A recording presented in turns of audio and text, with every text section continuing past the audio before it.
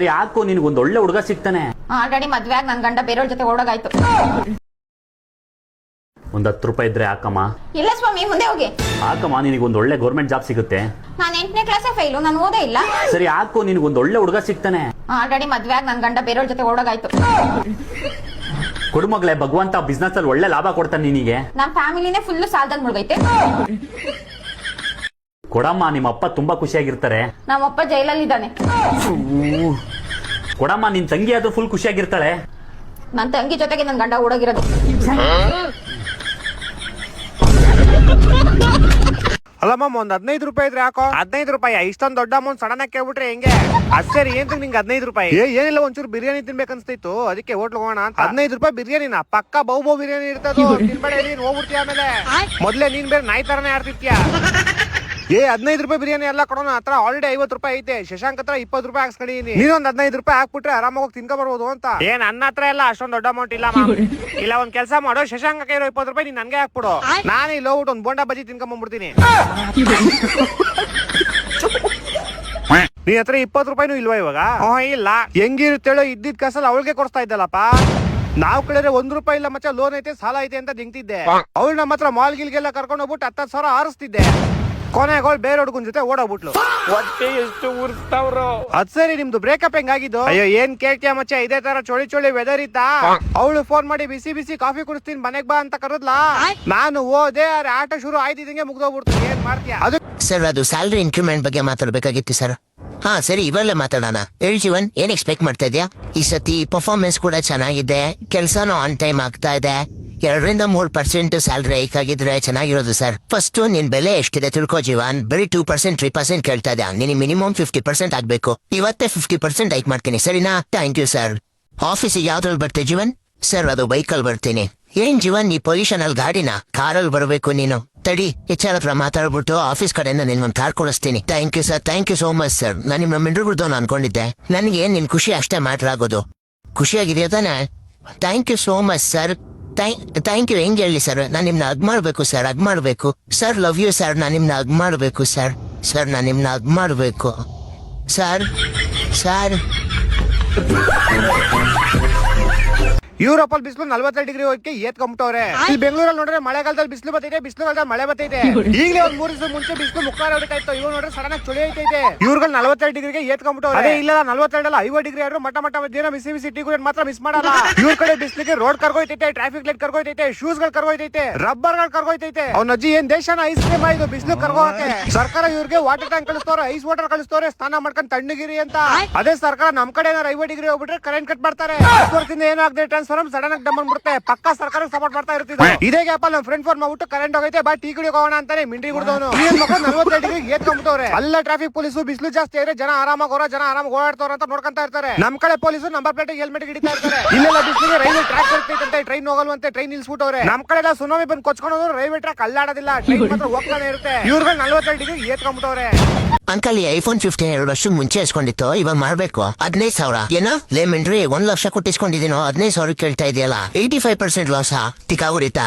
ಲವ್ಡೆ ಮಾರ್ಬೇಕಾದ್ರೆ ಆ ವಸ್ತುವಿನ ಬೆಲೆ ಎಷ್ಟು ಅಂತ ಗೊತ್ತಾಗೋದು. ಹಂಗಂದ್ರೆ 1 ಲಕ್ಷ ಕೊಟ್ಟು ಐಫೋನ್ ತಗೊಳ್ಳೋ ಬದಲು 1 ಲಕ್ಷ ಕೊಟ್ಟು ಈ ಚಿನ್ನ ತಗೊಂಡಿದ್ರೆ ಇವತ್ತು ಅದ್ರ ರೇಟ್ 3 ಲಕ್ಷ. ನೋಡು, 2% ಪ್ರಾಫಿಟ್ ಅಂದ್ರೆ 2 ಲಕ್ಷ ಪ್ರಾಫಿಟ್. ಹೋಗ್ಲಿ ಬಿಡು, ಈಗಿನ ಕಾಲ ಜೆನ್ಸಿ ಮಕ್ಳಿಗೆ ಯಾವ ಬೋಳಿ ಮಗ ತಾನೇ ಇಡಕ್ಕಾಗತ್ತೆ.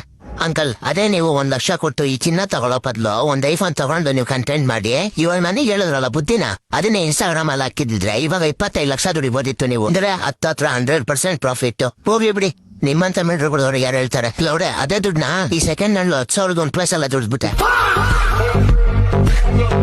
ಇವತ್ತು ಯಾಕೋ ಕಣ್ಣು ಹುಡ್ಕತ್ತದೆ, ಇವತ್ತೇನೋ ಒಳ್ಳೇದಾಗತ್ತೆ ಅನಿಸ್ತಾ ಇದೆ. ಹಲೋ, ಯಾರು? ಹಲೋ, ಮಿಂಡ್ರು ಗುಡ್ದವನೆ, ಲೋನ್ ಡಿಪಾರ್ಟ್ಮೆಂಟ್ ಇಂದ ಮಾತಾಡ್ತಾ ಇದ್ದೀನಿ. ನೀವು ಕರೆ ಮಾಡಿರುವ ಚಂದಾದಾರರು ಸದ್ಯಕ್ಕೆ ಕಕ್ಕ ಮಾಡಕ್ ಹೋಗಿದ್ದಾರೆ. ನಾನು ಅವ್ರ ಕಂಪ್ಯೂಟರ್ ಮಾತಾಡ್ತಾ ಇದೀನಿ, ಬೇಕಿದ್ರೆ ಇರ್ಫೋನ್ ಬೈನ ಕೇಳ್ಕೊಳ್ಳಿ. ಅವರೇ ನನ್ನ ಮಾಡಿದ್ದು. ಈ ಬೋಳಿ ಮಗನ್ ಗೈತೆ ತಡಿ, ನನ್ ಫೋನ್ ಕಟ್ ಮಾಡ್ತಾನಲ್ಲ. ಹಲೋ ಏ ಬೇವಸಿ ಕಂಪ್ಯೂಟರ್ ನನ್ ಮಗನೇ ಇಸ್ಕೊಂಡಿರೋ ಸಾಲ ಆದ್ರೂ ವಾಪಸ್ ಕೊಡು. ನಮ್ಮನೇಲಿ ಏನ್ ದುಡ್ಡಿಂಗ್ ಇರೋ ಬೆಳೆಯಲ್ಲ ಕಿತ್ಕೊಂಡ್ಕೊಳಕ್ಕೆ. ಮತ್ತೆ ಲೋನ್ ನನಗೆ ತಗೊಂಡೆ, ನನ್ನ ಹತ್ರ ದುಡ್ಡಿರ್ಲಿಲ್ಲ ಅದಕ್ಕೆ ಮಿಂಡ್ರಿ ಮತ್ತೆ ವಾಪಸ್ ಕೊಡ್ತಿಲ್ಲ. ಯಾಕೆ ಯಾರು ದುಡ್ಡಿಲ್ಲ ಅದಕ್ಕೆ. ಮತ್ತೆ ನನ್ನ ಹತ್ರ ದುಡ್ಡು ಯಾವಾಗಿರುತ್ತೆ? ದೇವ್ರು ನನಗೆ ಕೊಟ್ಟಾಗ ಮತ್ತೆ ದೇವ್ರೇ ಕೊಡ್ತಾನೆ. ನೀನೇ ತಿಳ್ಕೊಂಡೇಳು, ನಾನು ಇನ್ನೂ ಮಾತಾಡಿಲ್ಲ ಅವನ ಜೊತೆ. ಬೇವರ್ಸಿ ನನ್ ಮಗನೇ ಲೌಡೆ, ಹಂಗಾರೆ ನೀನ್ ದುಡ್ಡು ಇಸ್ಕೊಳಕ್ಕೆ ನನ್ ಮೇಲೆ ಹೋಗ್ಬೇಕಾ? ಮೇಲೆ ಹೋಗ್ಬಿಟ್ಟು ನನ್ಗೊಂದು ಫೋನ್ ಹಾಕು, ನಾನು ಹೇಳ್ತೀನಿ ಅವ್ರಿಗೆ. ನಾನು ಆಲ್ರೆಡಿ ದುಡ್ಡು ಕೇಳಿದೀನಿ. ಫಸ್ಟ್ ನೀನ್ ಅಂತ ಬೀಜಕ್ಕೆ ತಕ್ಬೇಕು ಬೋಳಿ ಮಗನೆ. ಲೌಡೆ ಸಾಲನ ಮನ್ನಾ ಮಾಡ್ಬಿಡೋ. ಮನ್ನಾ ಮಾಡೋದ? ಮೋಸ ಮಾಡಿದ ದುಡ್ಡಲ್ಲಿ ನೆಮ್ಮದಿ ಸಿಗಲ್ಲ, ನೆನ್ಪಿರ್ಲಿಲ್ಲ ಲೌಡೆ. ನೀನೀಗಿಲ್ದೆ ಇರ್ಬೋದು, ನನಗಂತೂ ಸಕ್ಕದಾಗಿದೆ. ಇಡು ಮಿನ್ರಿ. ಇಂಥ ಬೋಳಿ ಮಕ್ಳಿರೋವರೆಗೂ ನನ್ ದುಡ್ಡು ನನಗೆ ವಾಪಸ್ ಬರಲ್ಲ. ಅಪ್ಪ ಮನೆ ನನಗ್ ಸಂಬಂಧ ನೋಡಿದ್ರಲ್ಲ, ಏನಾಯ್ತು? ಅದ ಹುಡುಗಿ ಕಣ್ ಕಾಣಿಸಲ್ಲ ಕಣ, ಕುಡಿ, ಅದಕ್ಕೆ ಬೇಡ ಅಂತಂದೆ. ಛೀ, ಮನ್ಸತ್ವ ಇಲ್ಲಪ್ಪ ನಿಂಗೆ. ಹುಡುಗಿ ಅಲ್ಲಿ ನೋಡ್ಬೇಕಾರದು ಮನ್ಸಪ್ಪ, ಮನ್ಸು. ಕಣ್ ಕಾಣಿಸೋದಿರೋ ಮೂಗಿನೋ, ನನ್ಗೆ ಅವೆಲ್ಲ ಬೇಕಾಗಿಲ್ಲಪ್ಪ. ನನಗ ಹುಡುಗಿ ಇಷ್ಟ ಆಗಿದ್ದಾಳೆ, ನಾನು ಹುಡುಗಿನೇ ಮದ್ವೆ ಆಗ್ತೀನಿ. ಅಲ್ಲ ಕಣ, ನೀನೊಂದ್ ಕುರುಡಿನ ಮದ್ವೆ ಅದೇ ಸಮಾಜ ಏನ್ ಅನ್ಕೊಳುತ್ತೋ? ನೀವು ಈ ಸಮಾಜ ಏನಾದ್ರು ಅನ್ಕೊಳ್ಳಿ, ನನಗ್ ಬೇಕಾಗಿಲ್ಲಪ್ಪ. ನಾನ್ ಕಷ್ಟಪಟ್ಟು ದುಡ್ಡಿರೋ ದುಡ್ಡಲ್ಲಿ ಅವ್ರಿಗೆ ಕಣ್ಣು ಆಪರೇಷನ್ ಮಾಡಿಸಿ ಮದ್ವೆ ಮಾಡ್ಕೊಂತೀನಿ ನಾನು. ಹೇಳ್ರಪ್ಪ, ಏನ್ ನಿಮ್ ಸಮಸ್ಯೆ? ಡಾಕ್ಟರ್, ಇವ್ರು ನಾನ್ ಮದ್ವೆ ಆಗ್ತಿರೋ ಹುಡುಗಿ ಡಾಕ್ಟರ್. ಎಷ್ಟು ದುಡ್ಡು ಖರ್ಚಾದ್ರೂ ಪರವಾಗಿಲ್ಲ ಡಾಕ್ಟರ್. ಇವ್ರು ಮತ್ತೆ ಈ ಪ್ರಪಂಚನ ನೋಡೋ ತರ ಮಾಡಿ ಡಾಕ್ಟರ್. ಆಯ್ತಪ್ಪ, A ಮಾಡೋಣ. few moments later. ಅಮ್ಮ, ನಿಂಗೀಗ ಕಣ್ ಕಾಣಿಸುತ್ತೆ. ನೀನ್ ಕಣ್ಣಾರೆ ಮೊದಲನೇ ಸಾರಿ ಯಾರನ್ನ ನೋಡ್ಬೇಕು ಅನ್ಕೊಂತಿದ್ಯಮ್ಮ? ನಿಮ್ಮ ಅಪ್ಪನ ನಿಮ್ಮ ಅಮ್ಮನ? ನಾನು ಮೊದಲನೇ ಸಾರಿ ನನ್ ಮದ್ವೆ ಆಗ್ತಿರೋ ಹುಡುಗನ ನೋಡ್ಬೇಕು ಅಂತ ಅನ್ಕೊಂಡಿದೀನಿ. ಏನಪ್ಪ, ಬಾಪ ಹೇಳಿ ಬಂದ್ ಇವ್ರ ಕಣ್ ಮುಂದೆ ಕುತ್ಕೋ. ನೋಡ್ದ ಅಪ್ಪ, ಅವಳು ನನ್ನ ಹೆಂಡತಿ ಅಪ್ಪ. ಅದಕ್ಕೆ ಮೊದಲನೇ ಸರಿ ನನ್ನೇ ನೋಡ್ತಾಳಂತೆ. ಹಾ, ಛೀ, ಈ ಬ್ಲ್ಯಾಕಿ ನನ್ ಮಗ ನನಗ್ ಬೇಡ. ಆ? ಛೀ, ಈ ಬ್ಲ್ಯಾಕಿ ನನ್ ಮಗ ನನಗ್ ಬೇಡ.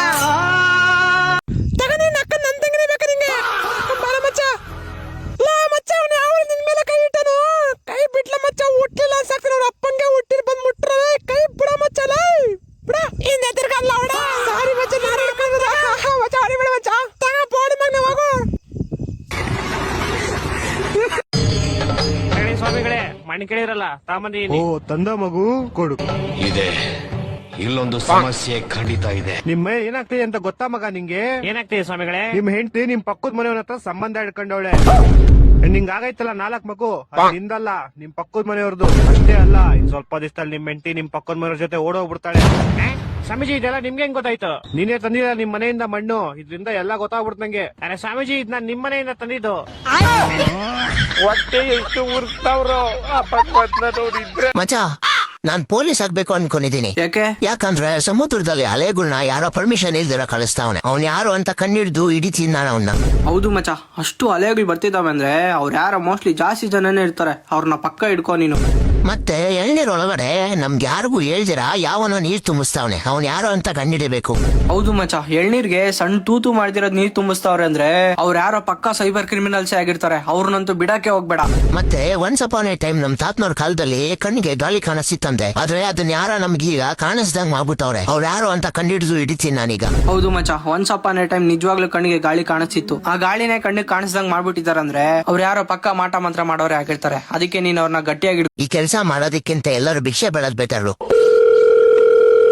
ಹಲೋ, ಲೋನ್ ಡಿಪಾರ್ಟ್ಮೆಂಟ್ ಏನ ಕಿರಣ್ ಮಾತಾಡ್ತಿದ್ದೀನಿ. ನೋಡೆ, ಪದೇ ಪದೇ ಫೋನ್ ಮಾಡ್ಬೇಡ, ನನಗೆ ಮದುವೆ ಆಗಿದೆ ನೆನ್ಪಿರ್ಲಿ. ಮಿಂಡುಗುಡ್ದಾನೆ ಕೊಟ್ಟಿರೋ ಲೋನ್ ಅಮೌಂಟ್ ಕೊಡ್ಲಿಲ್ಲ ಅಂದ್ರೆ ನಿನ್ ಮೇಲೆ ಆಕ್ಷನ್ ತಗೋಬೇಕಾಗತ್ತೆ. ಆಕ್ಷನ್ ಆದ್ರೂ ಮಾಡ್ಕೋ, ಕಟ್ ಮಾಡ್ಕೋ, ಡೈರೆಕ್ಷನ್ ಮಾಡ್ಕೋ, ಪ್ರೊಡಕ್ಷನ್ ಮಾಡ್ಕೋ, ಏನ್ ಬೇಕಾದ್ರೂ ಮಾಡ್ಕೋ. ಲೋಡೆ, ನಾನೇನ್ ಮೂವಿ ಮಾಡ್ತಾ ಇಲ್ಲ, ನನ್ ಕೆಲಸ ಕಸ್ಟಮರ್ನ ಸ್ಯಾಟಿಸ್ಫೈ ಮಾಡೋದು. ಲೋಡೆ, ಯಾರಾದ್ರೂ ಫೋನ್ ಸ್ಯಾಟಿಸ್ಫೈ ಮಾಡ್ತಾರಾ? ಮತ್ತೆ ರೂಮಿಗ್ ಬಾ. ಬೇವಸಿ ಬೋಳಿ ಮಹನ, ನಾನೇನ್ ನಿನ್ ರೂಮಿಗೆ ಬರುವಷ್ಟು ಬಿಕಾರಿ ಅಲ್ಲ. ಥೂ ನಿನ್ನ.